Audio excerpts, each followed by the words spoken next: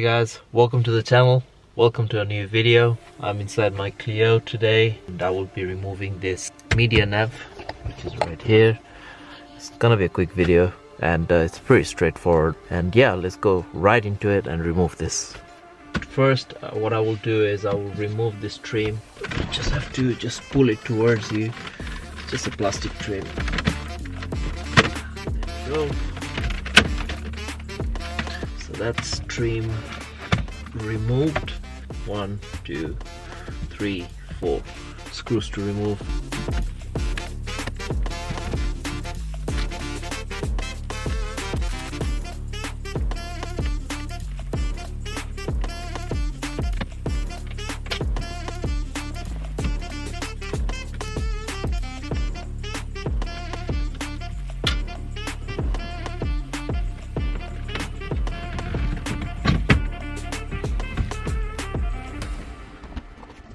And then you just disconnect this, and yeah, that's how you remove the navigation system or sat nav or whatever you call this.